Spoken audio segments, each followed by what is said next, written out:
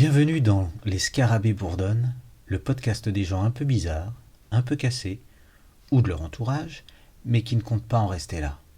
Bonjour Carole. Bonjour. Ravi de t'inviter dans Les Scarabées bourdonnent. Comme je le dis en intro, le podcast des gens un peu cassés, un peu barrés, un peu à côté de la plaque des fois, mais qui s'accrochent au sport aussi pour pouvoir s'en sortir. Donc on va parler un peu de toi aujourd'hui. On s'est rencontrés à l'ENCP où je suis formateur. Et, euh, et notre échange nous a permis de faire un peu connaissance. Et puis tu as une histoire qui est particulière et ça m'intéresse. Et on va en parler un petit peu, ouais. Du coup, je vais commencer par me présenter. Donc, je m'appelle Carole, j'ai 22 ans. Et comme tu l'as dit, je suis en fin de formation BPGEPS à l'ENCP. Et donc, pour être coach sportive. Et ouais, on va parler un petit peu de mon histoire. Donc, je suis née à Riga, en Lettonie. Et la particularité, c'est pas quelque chose qui se voit, mais j'ai été adoptée. Donc, l'abandon, il a été immédiat. Donc, c'est deux choses différentes, l'abandon et l'adoption. L'un va avec l'autre, forcément. Donc moi, oui, les papiers considèrent que j'ai été abandonnée immédiatement. J'ai jamais trop su ce que ça voulait dire parce que si demain t'appelles quelqu'un, oui, j'arrive immédiatement, et qu'il est pas là 3 jours après, bon, tu t'es peut-être un peu foutu de moi. Mais sur l'échelle d'une vie immédiate, est-ce que c'est une journée, est-ce que c'est quelques heures, je sais pas.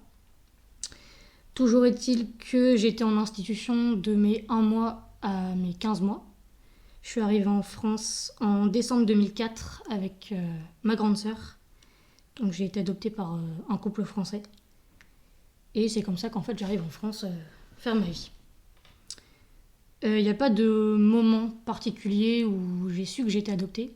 Les premiers souvenirs que j'ai, ça remonte à l'école à peu près primaire, où j'avais quelques soucis avec les camarades parce qu'ils comprenaient pas bien. Et une période aussi où j'étais assez triste. Ils comprendraient pas bien comment ça. Bah, tu sais, la fameuse question de ah, mais tes parents, c'est pas tes vrais parents. D'accord. Parce que ma sœur en parlait un petit peu. Et donc, les gens se posent des questions. Âgé. Ouais, on a 10 mois d'écart. Oui, c'est pas beaucoup plus âgé non plus. Non. Mais elle en parlait un petit peu. Et on venait me poser des questions, mais j'étais pas forcément à l'aise avec le sujet. Donc vous aviez été mises, excuse-moi je te coupe, mais vous aviez été mises toutes les deux assez rapidement au courant que vous étiez adoptées Bah, je ou pense pas. parce que moi, c'est. Je vais pas dire que je l'ai toujours su.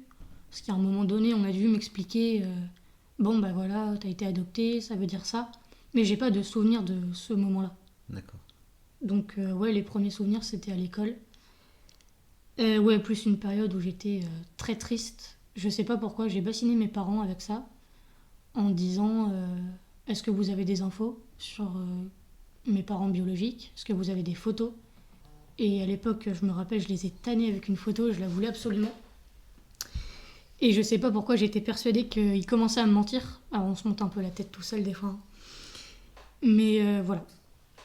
Et donc, ouais, chaque enfant aussi a une vision très différente de l'adoption, de son vécu. Parce que chacun n'a pas le même vécu, et si t'avais ma sœur à côté, elle te dirait pas les mêmes choses que moi. J'ai une vision, moi, qui est très sensible, et je me rends compte de l'impact que ça a dans ma vie, et de qui je suis aujourd'hui, en fait, tout simplement. Donc voilà, quoi. Pendant l'enfance, c'était pas fou.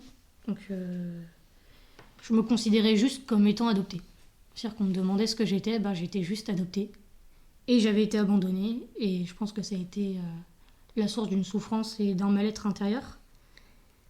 Ouais, j'avais peur d'en parler aussi du sujet. Quand ma sœur, elle en parlait un petit peu plus librement, on a dû se friter 1 ou 2 fois parce que j'étais pas d'accord. J'étais en mode non, tu parles pas de ça, les gens n'ont pas à savoir qu'on est adopté. On va avoir des problèmes. Je veux pas, j'ai besoin de me protéger. Donc j'avais construit une grosse carapace. Et il y avait une période de ma vie où j'étais beaucoup plus agressive que maintenant. Et dès qu'on essayait de me toucher, j'étais vraiment sur la défensive quasi tout le temps, quoi. D'accord. Et j'ai eu des soucis avec certains profs aussi, qui avaient une curiosité pas forcément malsaine, mais mal placée. En C'est-à-dire tout des cas questions... qui te plaisait pas, ouais, des questions tu as un exemple Ouais, où tu veux pas en parler? j'ai parlé d'un exemple au collège et au lycée. Au collège, j'ai une prof c'était en allemand. Elle est venue me voir après le cours et en fait, elle m'a pris la moitié du temps de ma récré pour me demander mais ta sœur, c'est ta vraie sœur? Alors qu'est-ce que c'est qu'une vraie sœur, madame? Finalement. Mais du coup, on a pris peut-être la moitié de la récré à en parler et je sais que ça m'avait beaucoup frustrée à l'époque parce que c'était cette période où j'étais sur la défensive de tout. Et voilà quoi. Au lycée, ça a continué. Alors, faut savoir que mon père adoptif est professeur dans le lycée où j'étais. D'accord. Donc, tout le monde, enfin, tous les profs savaient plus ou moins qu'on était leur fille et que j'avais été adoptée. Et j'ai souvenir, c'était. Alors, soit c'était une spé littéraire, soit c'était en français. Mais on m'avait demandé d'écrire un poème ou quelque chose comme ça.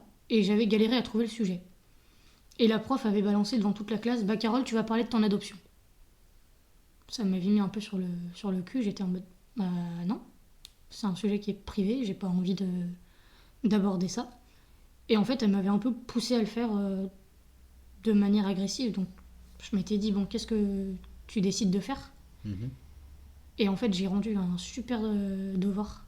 Et je crois que j'ai fini par avoir 19 sur 20, quelque chose comme ça. Et donc, c'est peut-être un des moments aussi où je me suis rendu compte que, ok, il y a une souffrance, ok, tu te sens pas toujours en sécurité, mais c'est toi qui as le pouvoir de faire quelque chose de ça si tu décides de le faire. Et donc, j'ai rendu ce devoir sur. Je crois que c'était, je parlais de ma mère biologique, de ma mère adoptive, et je comparais les deux. Et en fait, ça l'avait beaucoup touchée. Donc, au final, j'ai eu un petit peu cette satisfaction de quelque chose qui, pour moi, à la base, n'était pas très bienveillant. Je l'ai tourné en quelque chose qui m'a arrangé puisque j'ai eu une bonne note. Donc voilà quoi. Peut-être que c'est plus de la maladresse en fait qu'autre chose. Peut-être que le sujet l'intéressait elle-même de savoir comment tu le vivais, ou bien elle a remarqué que voilà, c'était un sujet un peu sensible et... Bah c'est un des deux, je sais pas, je lui ai pas demandé, on en a pas reparlé, mais De toute façon, période collège, ouais. quoi qu'on dise, on a tendance à le prendre de travers. Mais ouais, collège-lycée, c'était un Mais petit peu particulier. Et mais je commençais un petit peu au lycée à comprendre que fallait que je fasse quelque chose de tout ça. d'accord. Et donc, arrivé à mes 18 ans, légalement, j'avais le droit de commencer à faire des démarches. J'ai attendu, moi, mes 19 ans. Donc, ça remonte à 2023, si je dis pas de conneries. Ouais, c'est tellement loin. Mais, ouais, donc, arrivé à la période adulte, à 19 ans, j'ai lancé le projet. Donc, j'ai commencé en janvier 2023. J'ai commencé à me dire, ok, il va falloir que je recherche un petit peu. Je pensais plus au départ à ma mère biologique. Après, j'ai appris entre-temps que j'avais un grand frère biologique aussi. Je n'avais pas plus d'infos, juste un grand frère. Et en gros, le point de départ, c'était plus ça. C'était, je veux retrouver cette mère biologique. Et je pars avec très peu d'informations. J'ai un nom, un prénom, j'ai son âge, mais pas plus. Donc, je décide de me lancer, je demande l'accord de ma sœur d'abord. Parce que si c'était non pour elle, ça aurait été non pour moi. Je voulais pas imposer ma décision et mon choix à quelqu'un qui était aussi concerné par le sujet. Elle a accepté. Je pense qu'elle le sentait un petit peu comme mes parents, je leur ai demandé après. Et en fait, ils ont tout de suite dit oui. Et c'est quelque chose qui a été ouais, c'est une espèce de déclic. De se dire, bah en fait, les gens te laissent libre de faire quelque chose avec ça. Et une des premières consignes de mes parents, ça a été: tu communiques, peu importe ce qui se passe. Et si jamais tu sens qu'il y a quelque chose qui tourne mal ou que ça va pas, tu viens nous le dire aussi. Et nous, on s'arrange pour te mettre en sécurité ou stopper le truc net. Parce que j'y connais rien en adoption. Hein. Donc, ils n'avaient pas particulièrement d'infos, en fait, non plus, de leur côté. Ou tu as découvert qu'ils en avaient Alors, et qu'ils ont gardé secret. Alors ça, c'est la première question. Et la deuxième question, c'est par rapport à ta sœur. T'as pas senti que elle, de son côté, elle avait envie de savoir, sans forcément faire des démarches, et du coup, elle s'est un peu servi de ce que toi t'as enclenché par la suite pour s'accrocher dessus, ou jamais elle s'est posé la question et parce qu'elle a l'air d'avoir un rapport avec ça qui était complètement différent du tien. Donc, Ouais, donc ouais, comme j'ai dit, chaque enfant a adopté une manière différente de percevoir les choses. Et oui, si t'avais mon frère, ma sœur à côté de moi, t'aurais trois versions différentes de ce que je suis en train de te raconter. Et ma sœur, elle était plus dans une démarche de je contourne le truc. Je sais que le problème est là, enfin qu'il y a une problématique, mhm. mais j'en parle pas. Donc je l'ai jamais vue trop sensible. Et par rapport au fait que mes parents me donnent des infos ou pas, ils sont pas tenus normalement de nous donner des infos avant nos 18 ans. Moi j'ai eu des infos avant mes 18 ans, parce que comme je te l'ai dit, il y avait une période où j'étais très triste, je pleurais constamment tous les soirs, et je les tannais un petit peu en leur demandant des infos. Et je pensais qu'ils me mentaient, et il y a eu la fameuse phrase que je pense au moins tous les enfants ont sorti au moins une fois, c'est vous n'êtes pas mes vrais parents. Et bon, c'est mes vrais parents, hein. Il n'y a pas de vrais et de faux parents. Mais il y a un soir où ma mère, elle est partie chercher les dossiers avec tous les papiers, donc ça fait une belle pile de papiers. Et en fait, j'ai appris que j'avais un grand frère à ce moment-là. Donc c'est la seule info que moi j'avais pas. Sinon, effectivement, ils m'ont pas menti, il n'y avait pas de photos, il n'y avait pas plus d'infos que ça, il y avait juste des actes de jugement. Donc que ce soit pour la déchéance des droits parentaux de ma mère biologique, ou bien leur adoption à eux, il n'y avait pas plus d'infos que ça en fait. D'accord. Donc ouais, j'ai appris que j'avais un grand frère, je devais avoir 9-10 ans quoi. Ça n'a pas changé grand chose au départ, ça a changé beaucoup de choses après. Mais ouais, je partais avec peu d'infos quoi. Et donc, ouais, janvier 2023, je commence le projet. Et tu te poses un petit peu et tu dis, je sais où je veux aller, mais je sais pas d'où partir. Parce que je suis toute seule, je suis en France. On parle d'un pays qui est à 2000 km de là, avec une autre langue. Je connais pas le droit là-bas, je sais pas du tout comment ça fonctionne. Donc je demande de l'aide à ma maman, qui prend un après-midi avec moi pour déjà relire tous les dossiers. Et moi j'ai sorti toutes les infos qui pouvaient potentiellement me sembler utiles pour le départ du truc. Donc des dates, des choses comme ça. Et en fait on a noté un contact.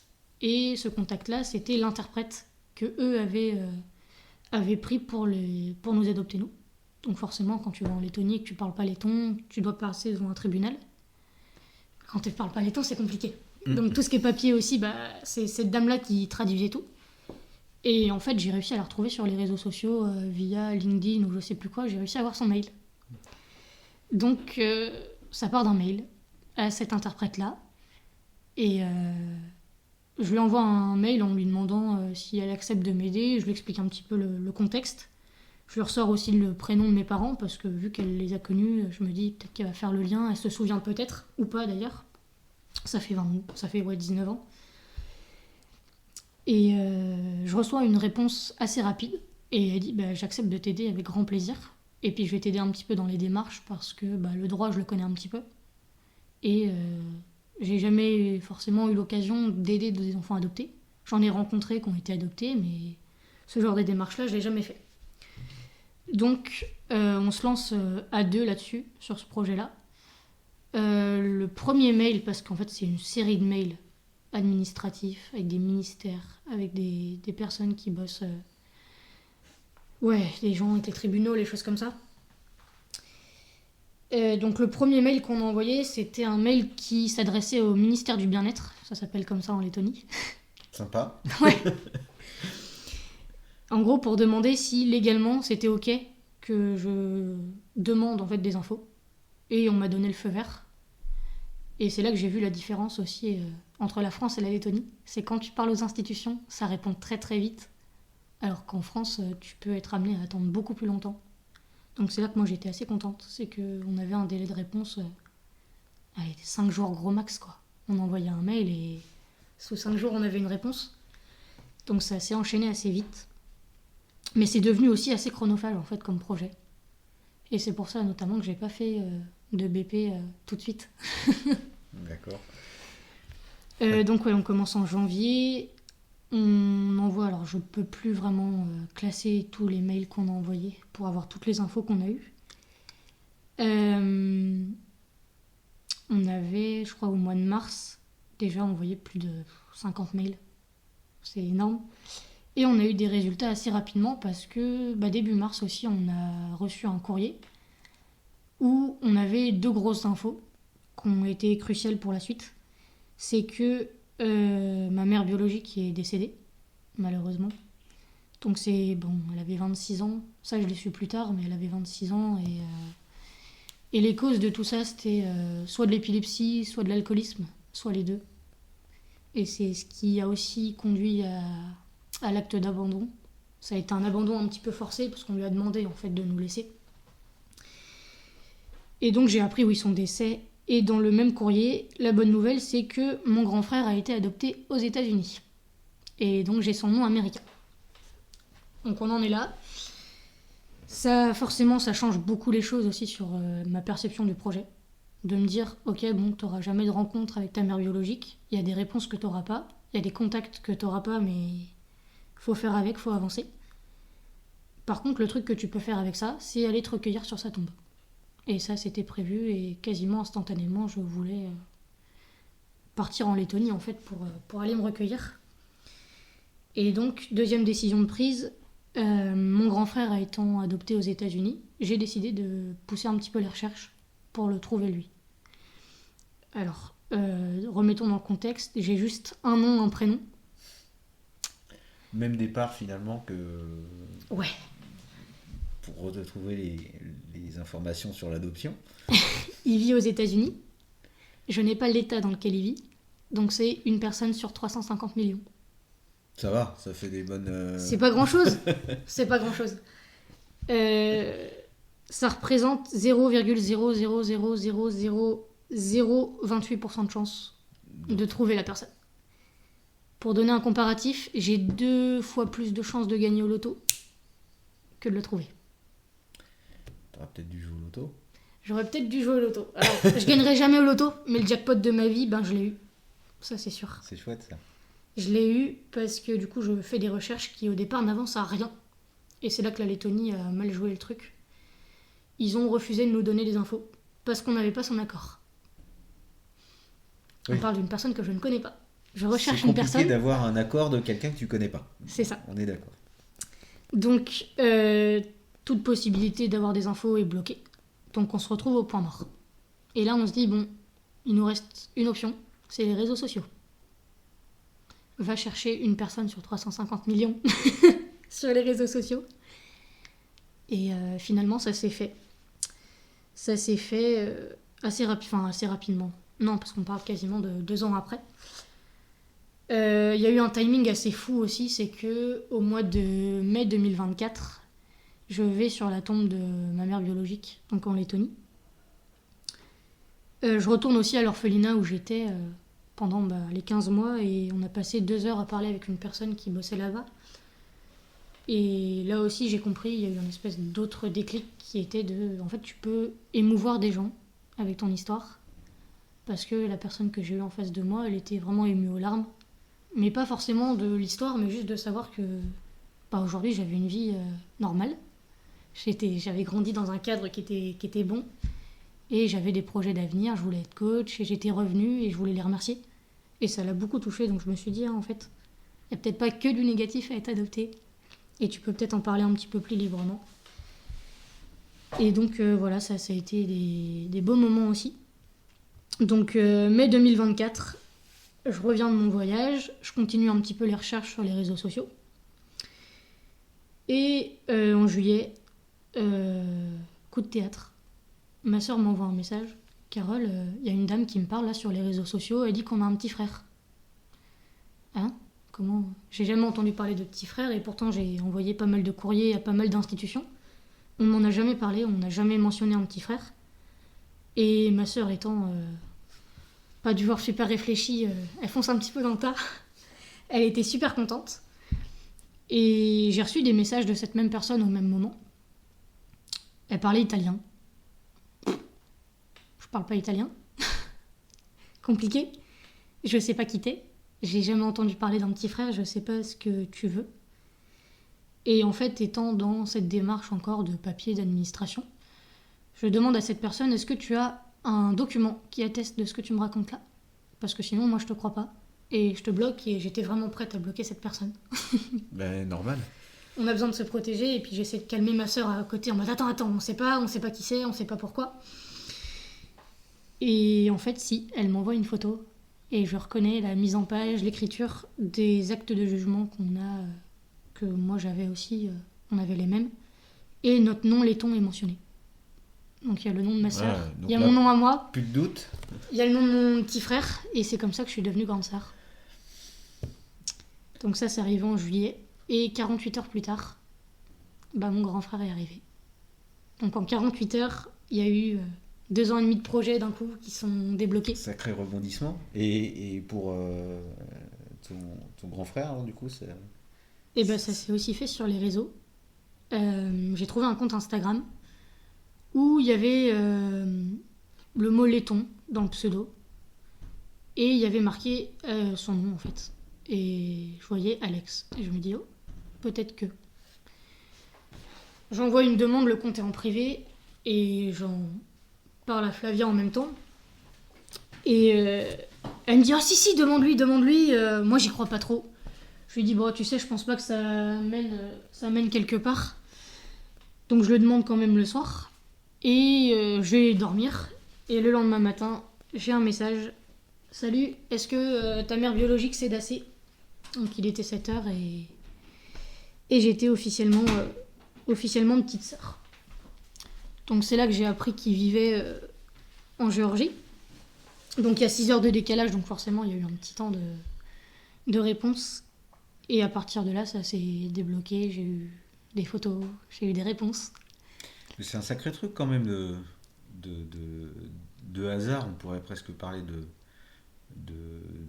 destin, de destinée, je sais pas.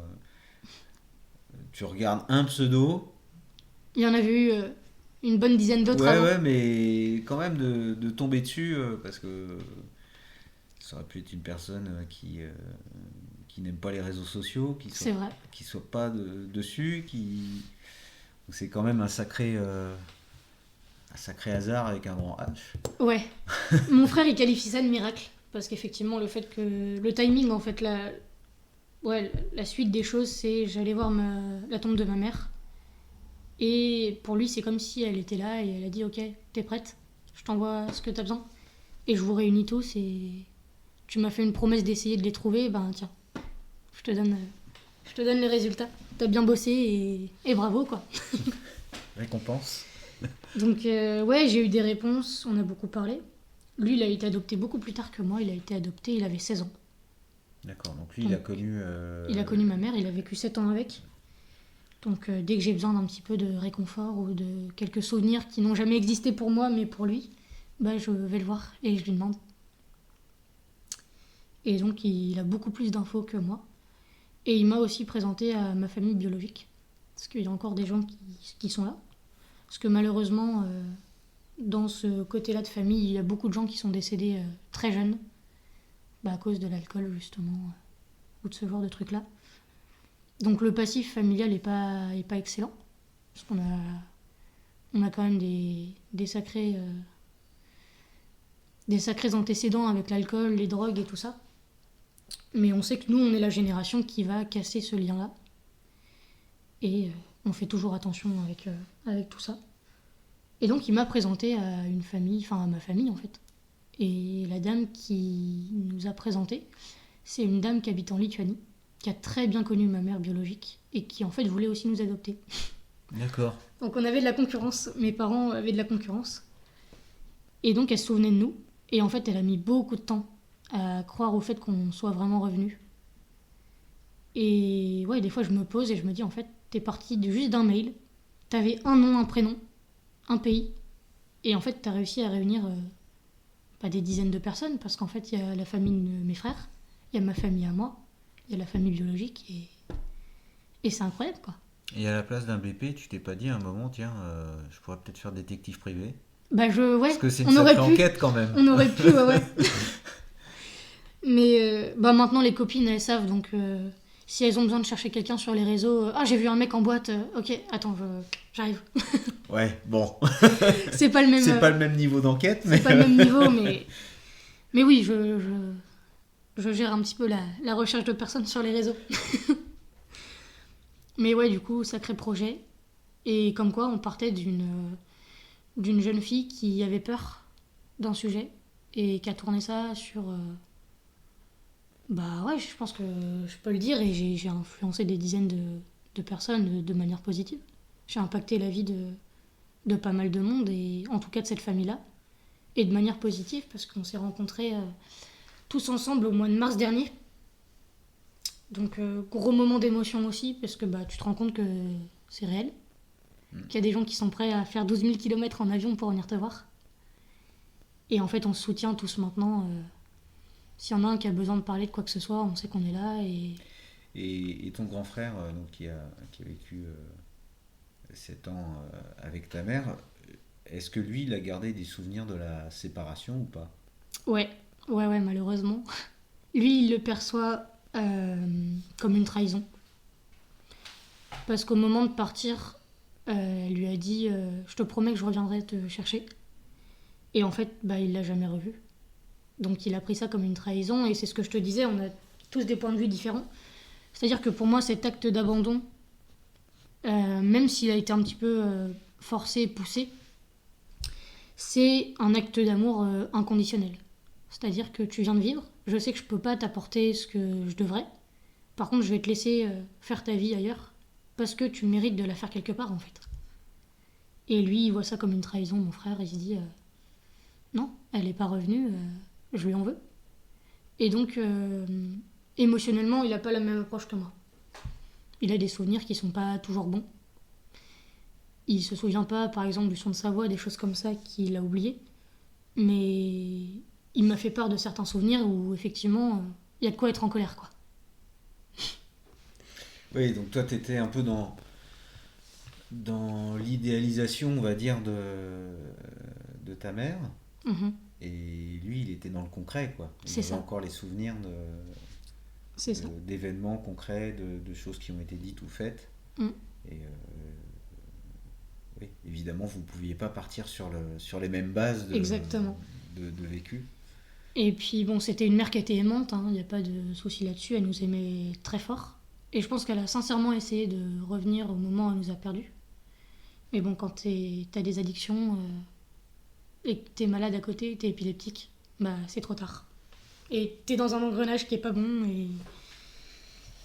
Et le fait de perdre 3 enfants d'un coup, bah forcément, tu replonges vite, quoi. Oui, ça n'aide pas du tout. J'ai jamais été maman, mais je pense que oui, effectivement, tu vois plus les choses de la même manière quand tu perds 3 enfants. Et comme nous, on voit pas les choses de la même manière parce qu'on a perdu notre maman. Et voilà, quoi. Alors, il y a forcément des questions qui me viennent. Déjà, la curiosité de savoir comment tes parents ont pensé à la Lettonie pour adopter. Et ben en fait, au départ, ils voulaient adopter juste en France. Et ils savaient qu'ils voulaient 2 enfants. Et en fait, ça a été un petit peu le hasard des choses qui les a emmenés en Lettonie. Donc à la base, ils pensaient pas forcément en Lettonie, parce qu'ils s'en fichaient. Ils voulaient que ce soit en Europe. Et ils voulaient juste savoir que c'était 2 enfants. Et donc l'offre, je sais pas comment on appelle ça, mais Je sais pas non plus, en fait. ça s'est proposé comme ça. Et quand j'ai demandé à mes parents comment vous avez su que c'était nous et pas d'autres, ils me répondent souvent en fait on a vu une photo de vous deux bébés et on savait. Ça a été instantané, on savait. Le coup de foudre, quelque Ouais, part. je sais pas comment on peut appeler ça, mais ouais, c'est ça. L'intuition, voilà. Ils savaient quoi, c'était pas un instinct, mais je Alors, sais pas. c'est vrai que finalement, tu as eu. Enfin, vous avez eu, puisque avec ta sœur, mais visiblement la chance de tomber sur un couple relativement bienveillant, Ouais, voilà, qui vous a élevé comme n'importe quel autre enfant dans un cadre, dans un bon cadre, ouais, ce qui n'est pas forcément le cas pour tous les enfants adoptés, c'est vrai. dont certains se retrouvent à passer de famille d'accueil en famille d'accueil et puis jamais trouver qui que ce soit Mm. pour s'occuper bien d'eux. Donc, C'est vrai. vous avez au moins cette chance. Plus la chance de retrouver vos deux frères. Bah surtout la chance d'avoir des parents qui m'ont soutenu pour le projet. Il y a des parents, il y a des parents qui mentent à leurs enfants toute leur vie. Il y a des parents qui diront jamais t'as été adopté. Bon, il y a des gens, effectivement, si t'adoptes un Africain ou quelqu'un qui est de couleur, bah, ça se voit. Et il n'y a pas trop de questions. Mais moi, on m'a déjà fait la réflexion de c'est faux, t'as pas été adopté, tu ressembles physiquement à tes parents. Donc j'ai eu de la chance quand même d'avoir des parents qui m'ont laissé me développer sur ce point-là, qui m'ont jamais freiné dans mes questions. Ils m'ont déjà dit on n'a pas les réponses, et ils m'ont pas menti. Ils ont cherché à me protéger forcément comme n'importe quel parent, mais dès que je leur ai demandé est-ce que je peux faire des recherches, ils m'ont dit oui, et en fait ils m'encourageaient. Enfin, ils m'encourageaient. Ils m'ont pas mis de frein là-dessus. Donc ouais, beaucoup de chance là-dessus. Parce que on sait jamais sur quoi on va tomber. C'est ça. Comme histoire, quoi, qui peut être très glauque. Enfin, elle n'est pas très joyeuse non plus, ton histoire. Hein. À partir du moment où il y a abandon, de toute façon, c'est difficilement joyeux. Donc, oui, j'imagine que quand tu adoptes et que, en tant que parent, on te pose la question de savoir si on peut aller creuser et chercher ce qui s'est passé dans la famille biologique, on a toujours la crainte de découvertes qui puissent plus ébranler que permettre de s'épanouir et d'y trouver un certain équilibre. Mhm. Donc, Bah, c'est surtout qu'il y avait, en tout cas dans mon esprit à moi, il y avait cette question de comment ils vont me percevoir eux en tant que parents. J'avais une espèce de culpabilité qui était là, qui me disait en fait tu vis avec deux personnes qu'on fait des démarches pendant 7 ans pour avoir des enfants. C'est tombé sur toi. T'as de la chance parce qu'ils t'ont toujours bien élevé, ils sont là pour toi. Et toi, tu vas chercher ailleurs. C'est pas aller chercher ailleurs, c'est juste chercher d'autres choses. Et j'avais peur qu'en fait que ce soit très mal perçu de leur part et qu'il y ait une forme de, pas de jalousie, mais de peur de si elle retrouve ces parents-là et qu'elle les préfère ou des choses comme ça. J'avais cette crainte-là. Et ma mère me répondait tant que t'es heureuse, ça me va. Phrase qui fait encore plus culpabiliser. oui, évidemment. Mais non, je savais que dans tous les cas, eux passeront toujours avant qui que ce soit d'autre. Parce que j'ai grandi avec eux. Et c'est ce que je dis, j'ai deux mamans. J'en ai une qui m'a donné la vie et l'autre qui m'a juste appris à vivre ma vie et qui est là. Donc quand on me demande c'est pas ta vraie maman, qu'est-ce que c'est qu'une maman? Je pense que tous autant qu'on est, on peut se poser la question de ce que c'est que d'être enfant, de ce que c'est que d'être parent. Enfin, enfant dans le sens on a été enfanté. C'est ça. Et les relations de famille. Moi, ça me pose des questions perso aussi, hein, mais je ne vais pas en parler ici. C'est pas mon interview, c'est la tienne. Voilà, après, ce qui aurait pu arriver aussi, c'est de trouver deux frères avec lesquels vous ne seriez pas entendu du tout. Et vous avez eu cette chance, là aussi, de finalement trouver deux personnes qui vous correspondaient. Ouais. Ouais. Je dis vous parce que... Il y a moi et ma sœur, ouais. Ouais, oui, et puis t'avais pas l'air de dire que ta sœur était totalement à l'encontre de ce que tu... Non, du tout. Bon, j'ai mené les actions toute seule, j'ai mené les actions toute seule, mais elle était là, et c'est vrai que, par exemple, quand j'ai appris que ma mère était décédée, j'ai dû lui annoncer. Et là, j'ai vu un petit peu d'émotion de sa part, quelques larmes, forcément, et d'espoir j'aurais voulu la connaître aussi, et... Mais en fait, ouais, pendant ce processus, t'as beaucoup de questions. Peut-être même un peu trop. Mais moi, j'avais peur, avant de parler de mon frère, par rapport à ma mère, qu'est-ce que ça lui ferait si moi je revenais? Émotionnellement, qu'est-ce que ça peut provoquer chez quelqu'un? Pareil pour mon frère. Est-ce qu'il est fâché contre moi? Est-ce qu'il a tout oublié parce que traumatisme et compagnie? On se pose plein de questions. Même le moment où j'ai décidé d'appuyer sur ce fameux bouton suivre sur les réseaux, tu te poses plein de questions. Est-ce qu'il va bien m'aimer? Est-ce qu'il se rappelle de moi? Est-ce qu'il sait qui je suis? Et en fait, oui. Tu tombes sur quelqu'un d'extrêmement bienveillant qui a aussi cherché à nous retrouver. Mais même chose, la Lettonie a bloqué et il n'a pas poussé. Et c'est là que je me dis qu'on me dit souvent t'es très têtu. Bah, ça m'a aidé sur ce point-là. Mais c'est bien. C'est bien. T'as l'air de bien le vivre, donc c'est bien. Ouais, une belle histoire. En fait, c'est un départ un peu compliqué, mais une histoire qui se finit très très bien, quoi. Puis je fais ça, là j'ai 22 ans, j'ai toute ma vie avec eux maintenant. J'ai pas attendu mes 40 ans d'avoir des enfants pour débloquer le truc, donc ouais. Le meilleur est à venir là-dessus, quoi. Est-ce que ça t'a poussé à te mettre en relation avec d'autres personnes qui ont vécu la même chose, d'autres enfants adoptés, d'autres... ou pas du tout? Parce que dans les recherches sur Internet aussi, bon, vous avez envoyé des mails en Lettonie, mais pour retrouver le frère dont tu avais entendu parler, ça a été un peu la bouteille d'eau, enfin la bouteille jetée à la mer avec un message dedans. Comment t'as procédé? Et ben en fait, j'ai pas forcément été sur des blogs ou des choses comme ça. J'ai lu quelques expériences, des témoignages, tout ça, pour voir un petit peu où je mettais les pieds aussi. Parce que y a des témoignages où ça se passe bien, des témoignages où ça se passe très mal. Et les deux, tu dois en être conscient pendant que tu fais des démarches. Et moi, mes parents me le rappelaient souvent. Ils m'ont dit, tu sais, ça peut mal tourner. Et donc, faut être conscient que t'auras pas toujours des réponses très positives, ou tu peux ne pas avoir de réponse du tout. Mais non, j'ai pas forcément été en contact avec d'autres enfants adoptés. J'ai fait ça un petit peu toute seule, puisque à un certain moment donné, la personne, l'interprète qui m'aidait au départ, a lâché l'affaire. Donc je me suis retrouvée un petit peu toute seule.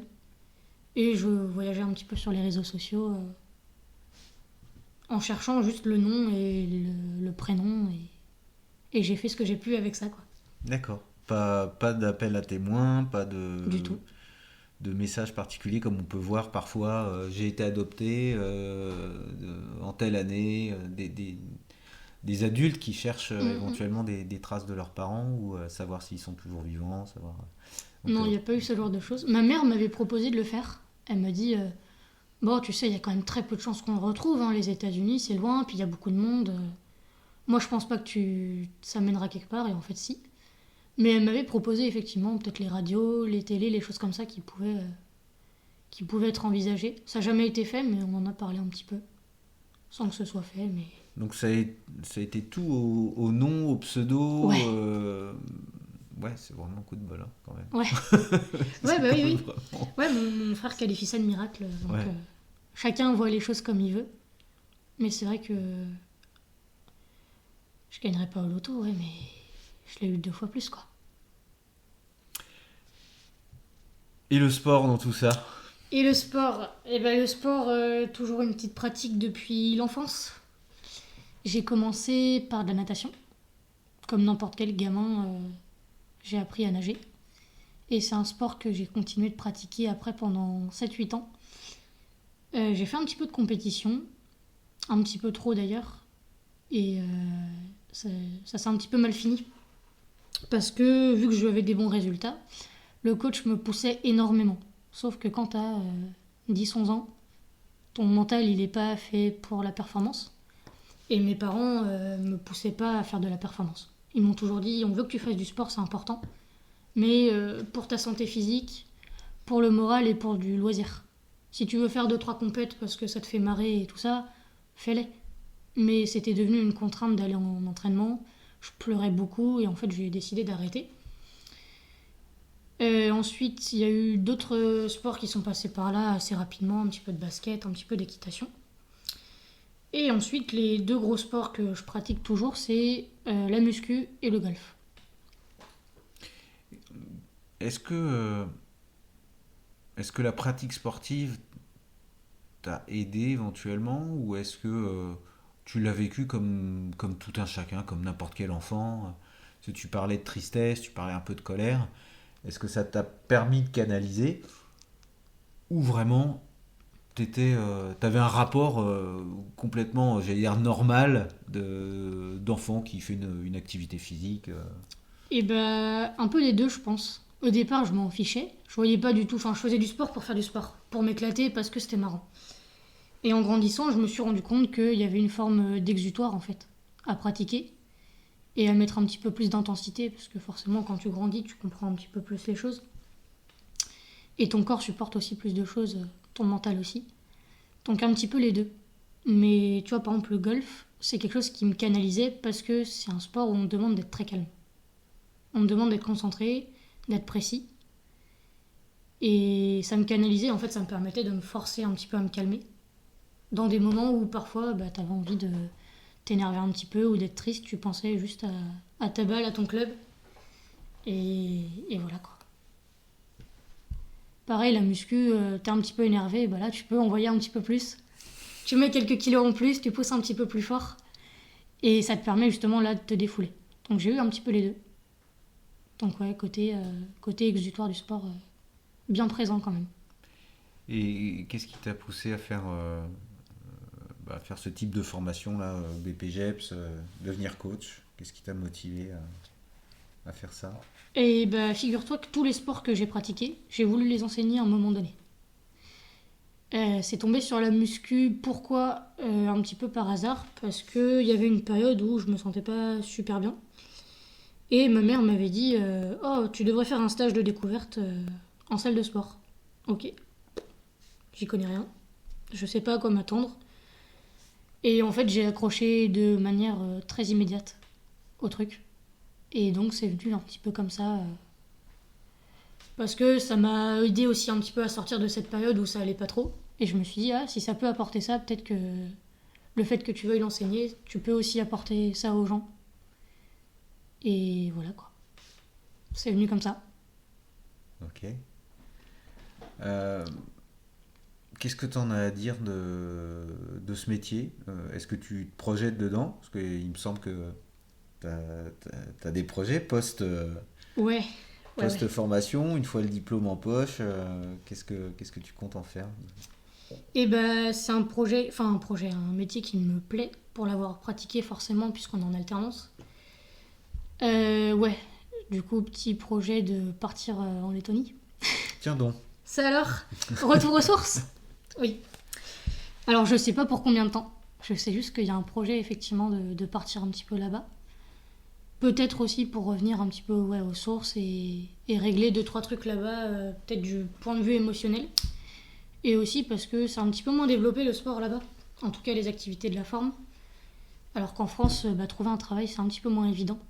Tout dépend des régions, mais ouais, du coup, partir un petit peu en Lettonie. Départ prochainement. Tu parles letton donc. Oui, un petit peu. Tu l'as appris comment? Ouais, par plein de biais.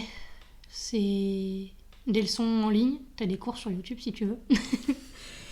J'ai jamais pris de leçons particulières. Mon père m'a un petit peu incité à le faire, mais manque de temps. Donc j'ai pas forcément fait ça comme ça. Mais en discutant avec des gens que j'ai rencontrés là-bas, pas mal d'écoute de musique aussi, ça aide beaucoup. Regarder des films.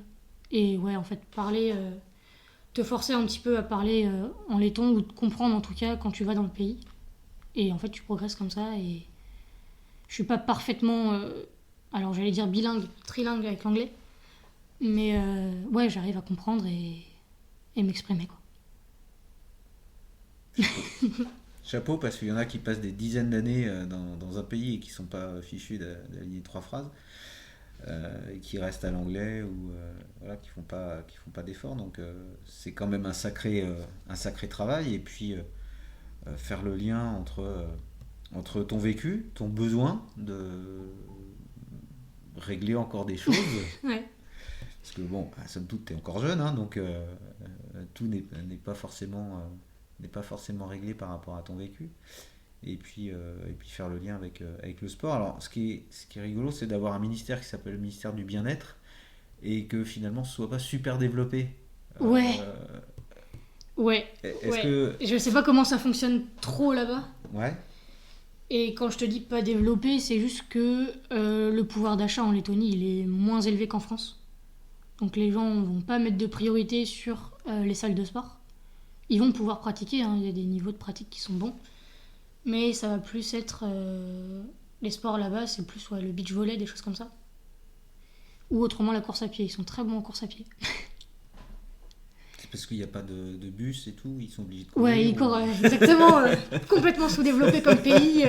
Non, non. Bah, c'est un pays dont on n'entend pas beaucoup parler non plus, la Lettonie. Non. En France, si tu n'avais pas fait tes recherches pour toi, la Lettonie, tu n'en entends pas On m'a déjà dit Riga, c'est pas dans le sud de la France? Alors, non, non, non, pas vraiment. Un tout petit peu plus haut, rien qu'un tout petit peu. Mais ouais, c'est un chouette pays si t'aimes tout ce qui est nature, tout ce qui est croyance aussi au niveau spirituel. Ils sont très axés là-dessus. Si par exemple tu me dis oh ma destination de rêve c'est Dubaï, non, non, non, non, non, non, non, non, non, non, faut pas y aller. Non, mais je comptais pas y aller de toute façon. Mais ouais, Qu'est-ce que tu peux nous dire un peu de la Lettonie alors? Parce que tu y es allé plusieurs fois. ouais, j'y suis allée ouais, 2-3 fois déjà. C'est pas la même mentalité qu'en France. C'est des gens qui sont beaucoup plus ouverts d'esprit, c'est-à-dire que tu vas être accueilli pas comme une étrangère. D'ailleurs, moi je me sens un petit peu à la maison là-bas. Il n'y a pas eu de ah, je me sens comme une Française au milieu de. Enfin, je me sens comme une touriste. Et les gens sont super bienveillants dès le départ, en fait. Ils se posent pas forcément de questions sur d'où tu viens. Même si j'ai eu une expérience avec une personne qui, au départ, je m'exprimais pas très bien en laiton, qui était pas super bienveillante et qui m'a dit oh, elle fait pas d'efforts. Bon, Oui, pour ça, des gens comme ça, il y en c'est a pas partout. grave. Hein, on est d'accord? Il n'y a pas de raison qu'il n'y en ait pas en Lettonie. Exactement. Mais non, que des bonnes expériences. Des gens qui s'intéressent réellement à qui tu es. Et ouais, c'est une mentalité, moi, que j'adore parce que c'est un échange entre les gens. Si t'aimes un petit peu ouais, la nature, déjà, tu vas te plaire. Parce que les paysages là-bas, il y a beaucoup de forêts. Il y a la mer aussi, forcément, pas trop loin. Pas très chaude non plus d'ailleurs. Pas très chaude non plus. On a mis les pieds au mois de mai. Ouais, c'est Ça quoi? tirait un petit C'est un peu. petit 13 degrés? Ouais, Faut aimer les mains froides. oui, mais ouais. Mais non, non, c'est pas. Mais ouais, non, c'est vraiment un chouette pays. Puis c'est un petit peu moins cher aussi en termes de vie là-bas. Les salaires sont moins élevés aussi, mais la vie est pas si coûteuse, donc ça peut être une belle destination de vacances. Touristique? Ouais, Le pays est assez touristique? ouais, ouais, bah ils vivent en fait du tourisme. Parce que c'est vrai qu'il y a beaucoup de Lettons qui partent de la Lettonie en fait. Parce qu'ils se rendent compte que bah voilà, il y a l'Allemagne pas loin, il y a la France. Et en fait, bah, c'est des pays qui sont plus développés. Donc pourquoi rester dans un pays où, bof, il n'y a pas tout qui va bien, mais il y a mieux ailleurs. Donc oui, très très touristique. Il y a une histoire aussi bah, par rapport à l'indépendance, tout ça. Donc c'est des belles choses à découvrir et ouais quoi. Ouais, si tu parles d'indépendance en Bretagne, C'est pas la même. niveau. Alors tu disais la priorité, pas forcément aux salles de sport. Il y en a beaucoup qui courent, qui font du beach volley par -12. En fait, la mer est gelée. Donc... Non, j'espère que j'exagère un petit peu, mais il ne doit pas faire chaud. Situe-le-nous un peu, ton pays, là, sur une carte, Oui. pour les personnes qui ne sauraient pas où placer la Lettonie. C'est les 3 petits pays à côté de la Russie. Ceux qu'on sait jamais dans quel ordre ils sont. Donc on a l'Estonie en haut, la Lettonie au milieu et la Lituanie en bas. Donc oui, c'est 3 petits pays collés à la Russie. On a des frontières avec la Russie d'ailleurs. Et de l'autre côté de la mer, il y a qui? Et de l'autre côté, il y a la Suède. Voilà, comme ça, Comme ça, c'est un petit peu plus les clair. gens vont pouvoir situer à peu près où Sur ça une se carte, trouve. on est autour de 2600 km. Faut pas partir trop loin non plus.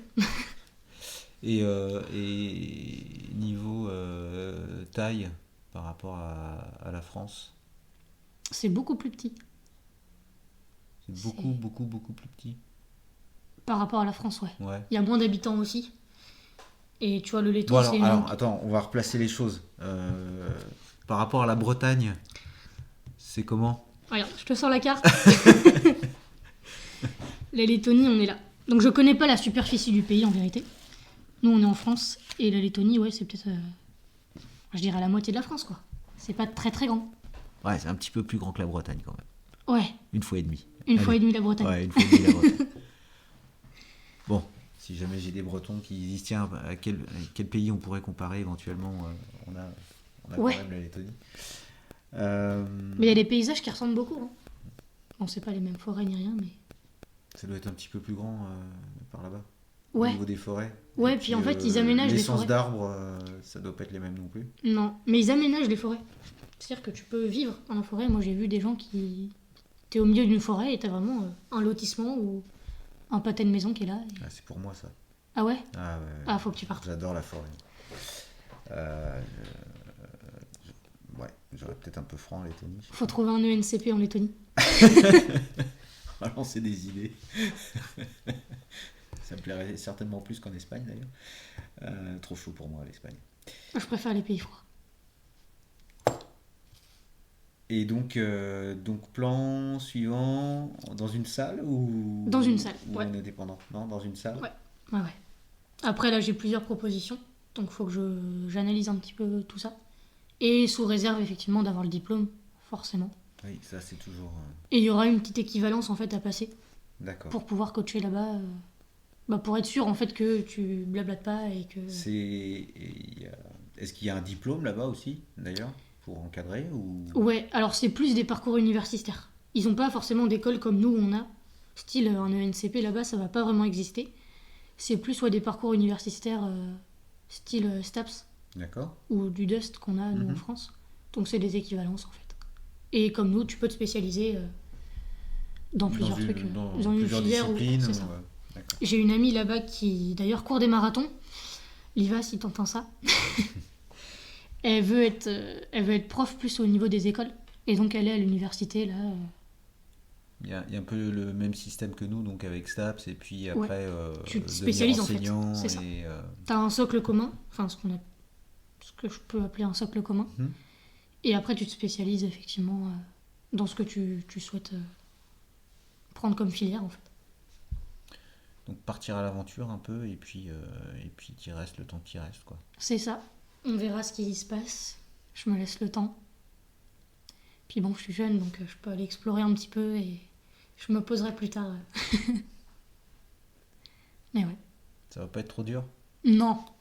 Non, je reviendrai forcément en France parce que il y a 20 ans de ma vie, donc je sais pas. Tu viendras faire du tourisme? Ouais, je viendrai faire du tourisme en Bretagne. Tiens, c'est quel pays ça? C'est où déjà sur la carte? Ils sont bizarres, les gens, ils parlent pas laiton. C'est quelle langue? Ah, ça finit un peu comme laiton, mais... Mais presque, ouais. Pas pareil. Malheureusement, pas tous non plus. Ah, Tout le ça. monde ne parle pas breton, mais écoute... Les langues régionales, ça. ouais. Généralement, tu parles français. Mais... ouais, c'est cool les langues aussi. Tout ce qui est apprentissage de langue, c'est quelque chose d'important. À voir si tu peux parler ou pas, en fait. Moi, je peux pas couramment parler laiton, enfin, pas tous les jours en tout cas. L'anglais, maintenant, oui, parce que j'ai mes frères, donc je peux les appeler et parler quand je veux en anglais. Mais le laiton, un petit peu moins, forcément. Mais bon, ça va rouler après. Ça Une va fois que rouler t'y tout seras, seul. Exactement. tu Ça va seras- progresser. Tu seras baigné dedans Et je saurais plus parler français. tu seras le Jean-Claude Van Damme laiton. Les références. Ah bah c'est de mon époque, hein, qu'est-ce que tu veux? Il est vrai, il est vrai. Tu reviendras avec un mi-français, mi-laiton, ou mi-laiton, mi-français. on sait Avec pas un trop. accent anglais quelque part dans le coin. Ouais. Non mais c'est chouette, ça fait des gros projets, et puis c'est une sacrée histoire de vie aussi de ton côté, donc...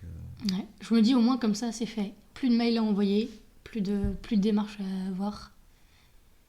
Et voilà, j'ai 22 ans et la vie continue avec ça et elle continue pour le mieux. Et tu retournes là dans tes plans, c'est Riga ou c'est... Ouais, c'est Riga. ouais. Ouais. C'est là que t'as le plus de travail. T'as d'autres grosses villes, hein, mais Riga parce que je viens de là aussi. Je suis née là-bas, donc on retourne à la maison. Ouais, est-ce que tu aurais pu te dire, tiens, je vais en Lettonie, peu importe où, mais tu t'es... Branché direct Riga, ouais. T'as besoin. J'ai mes repères aussi là-bas. Je connais des gens. Je connais la ville, je sais me déplacer dans la ville. Et c'est vrai que quand t'arrives, c'est plus pratique déjà d'avoir des repères. Au moins quelques-uns. Et tu sais à peu près où tu mets les pieds, quoi. Et est-ce que tu vas te rapprocher de clubs d'haltérophilie, par exemple, là-bas? Parce qu'il y a quand même quelques haltérophiles renommés. Oui, avec qui je suis en contact d'ailleurs. L'haltérophilie, sacrée histoire, ça aussi. Hein. Une passion. J'adore. Non. Là aussi, je partais de très très loin. Hein. J'ai pratiqué parce que le BP me le demandait. Je crois que sinon, j'aurais jamais touché un épaulé jeté ou un arraché de ma vie. Comme beaucoup, je pense, en formation, mais Ouais, ouais, mais je partais avec un niveau très inférieur à la moyenne. Tu pourras en témoigner. je pourrais, mais tu l'as déjà fait suffisamment sur les réseaux pour que j'ai pas besoin de le faire. C'est vrai. Euh, oui, tu partais avec un handicap en plus, Mm. Et oui, parce qu'en plus d'être adoptée, j'ai une scoliose. assez prononcé. Ouais, ouais. Donc scoliose infantile. Donc quelque chose qui normalement est arrivé à la naissance. Donc je suis née avec. On a vu ça quand je suis arrivée en France. C'est un pédiatre qui l'a vu en touchant un petit peu mon dos et qui s'est dit oula, qui a regardé mes parents, oula, il y a peut-être 2-3 examens à faire. Et effectivement, scoliose, donc au départ, ma colonne c'était vraiment un S.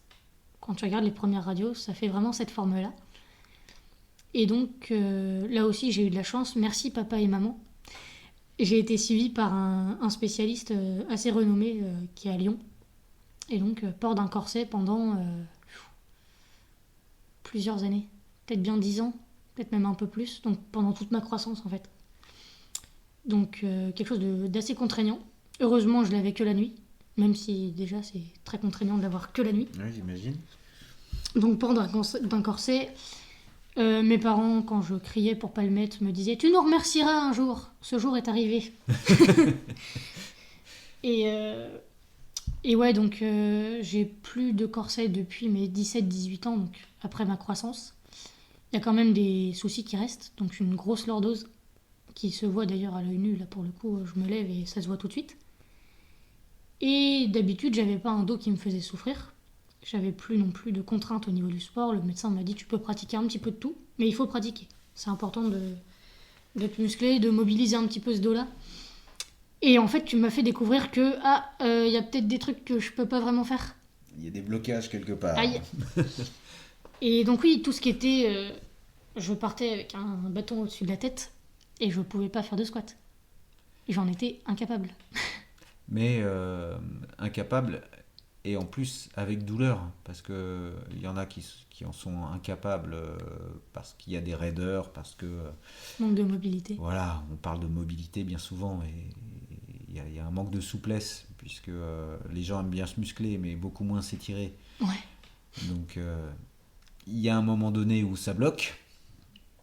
Alors pour ces personnes-là, ça peut se débloquer assez rapidement.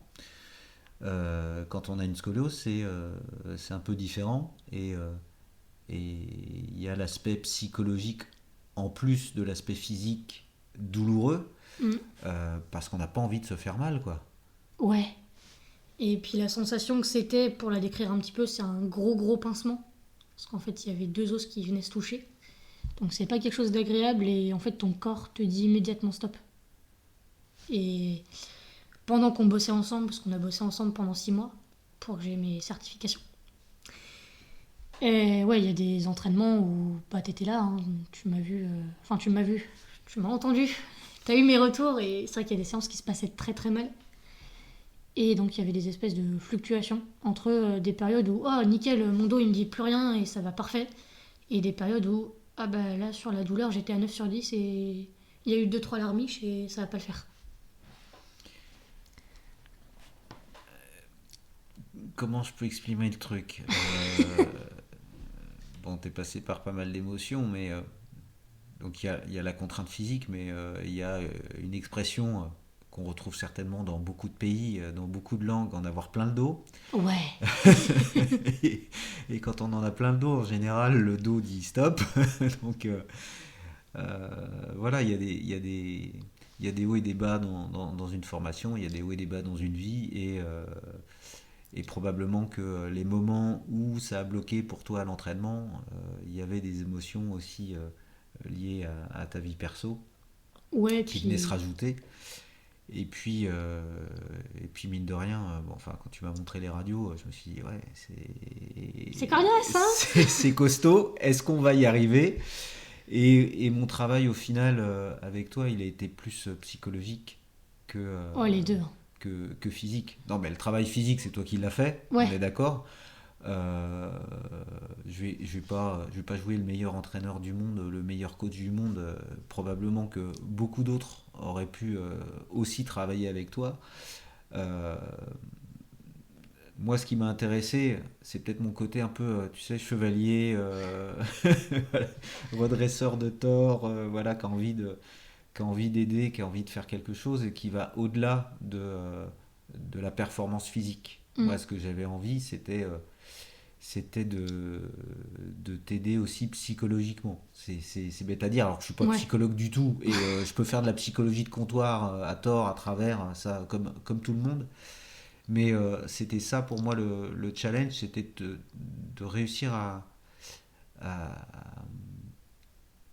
pas te faire accepter la douleur, mais à renouer avec quelque chose. Parce que je t'ai trouvé découragé ouais. assez rapidement et pas de la même manière que d'autres. Mm. Voilà. Je sais pas vraiment comment exprimer ça, en fait. C'est un peu comme ton histoire de tiens, j'ai trouvé un frère, tiens, j'en ai trouvé un L'autre, deuxième, tiens, tout tout se ce. décante en 48 heures. C'est vrai, quand tu m'as parlé de ton histoire, moi, ça m'a donné envie tout de suite de t'aider. Ouais. Voilà. Alors, j'ai fait mon boulot de coach. T'as, t'as fait ton boulot de coacher de manière rémunérée. On va pas se mentir. Hein, Non, non, rien non. n'est gratuit. Et pour moi, d'ailleurs, ça fait partie du process. Oui. On est d'autant plus engagé que On doit payer. on doit payer quelque chose. Quand c'est gratuit, en général, On s'engage un petit peu moins. Ou on voilà. se dit, oh, au pire. Ouais, au Alors pire, qu'en c'est fait, pas là, grave. c'est. Donc là, tu avais un engagement financier, tu avais un engagement envers toi-même. Et puis moi, j'avais ce challenge de réussir à te faire descendre en flexion profonde. Déjà, rien que ça, avec une barre au-dessus de la tête, pour moi, c'était gagné. Et c'est ce que je t'ai dit au début de l'année, je sais pas si tu vas t'en rappeler. Un des premiers cours qu'on a eu à l'ENCP avec toi, je t'ai dit, Stéphane, si à la fin de l'année, j'ai une barre à vide, c'est miraculeux. Voilà. Et je t'avais répondu, non seulement tu auras la barre à vide, mais tu auras tes perfs. Et ça a été le cas. Ouais, Voilà. T'as fait une très chouette vidéo d'ailleurs sur les réseaux. sur les réseaux, sur ce résultat. Petit instant promotion. Petit instant promotion pour toi. Voilà, pour l'instant, on peut retrouver ça si tu veux donner Bah du coup, ouais, c'est juste ton Insta. Mais, Carole avec le tiré du 8 et de lettré. Donc ouais, c'était il y a- c'était un beau parcours.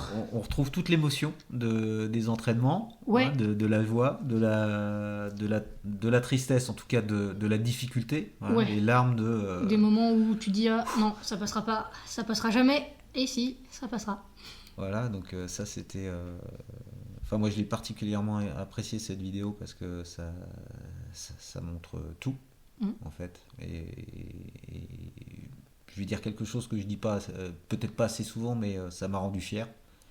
Voilà, très franchement, Non, y a de d'avoir quoi. bossé avec toi et qu'on en soit venu à ça. Bon, après, je t'ai conseillé de calmer un peu le jeu parce qu'il y a eu beaucoup de douleurs quand même, mine de Mm, mm. rien.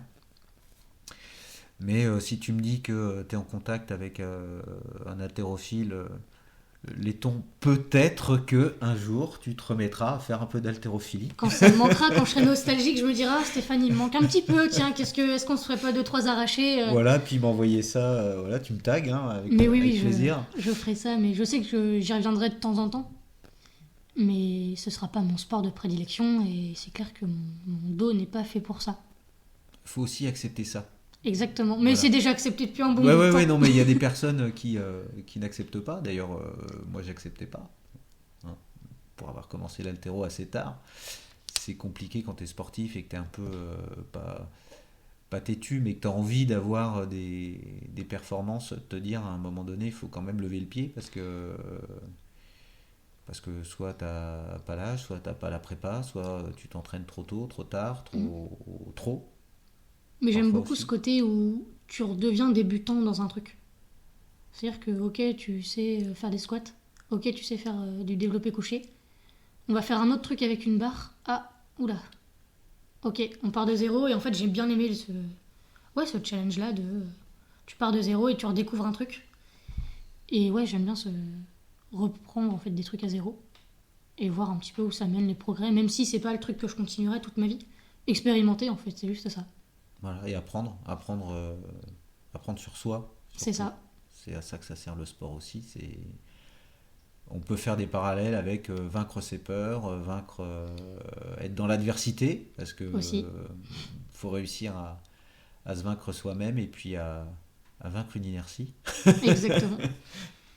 Mais oui, avec du travail, avec de la volonté surtout. C'est ça le message derrière tout ça. C'est si vraiment on a envie et qu'il y a une raison profonde, enfin plus ou moins profonde, on peut le faire. Et si tu te donnes les moyens, tu peux arriver à des trucs, même en partant de très très loin. Je partais d'un nom et d'un prénom. J'arrive pas à faire un squat avec un bâton au-dessus de ma tête. Et j'ai réussi en travaillant en fait avec les aides que j'ai eues à ce moment-là, mais parce que je le voulais réellement. Voilà. Au fond du fond, c'était ça. Alors, t'es pas championne olympique. Non. T'es pas championne du monde. Mais t'as fait ce qu'il y avait à faire et il n'y a pas de petite victoire finalement. C'est ça. Il n'y a pas besoin de plus, en tout cas, moi j'ai pas eu besoin de plus pour être très fière de moi et de me dire ok, pas pour me la péter, mais je l'ai mérité en fait. Avoir mes performances en haltéro, je les ai méritées. Avoir ma famille autour de moi, c'est mérité aussi. Parce qu'il y a eu du travail. Et j'ai presque envie de conclure là-dessus. Concluons. Parce que c'est des chouettes mots et effectivement, et j'espère que cette interview portera un peu plus loin que d'habitude et qu'elle saura résonner auprès de personnes qui, comme toi, ont été adoptées, comme toi, ont eu des difficultés, physiques aussi. Et puis ne compte pas en rester là. Absolument pas. L'intro, en fait, la conclusion. L'intro fait la conclusion en même temps, mais c'est ça, c'est de se dire on peut arriver à des choses en travaillant, en s'entêtant. Ouais, faut être un peu têtu, pas trop, faut pas être borné, mais un peu, on peut être gagnant en fait. Donc quand on me dit t'es têtu, je sais pourquoi. Voilà. Et ça me réussit. Merci.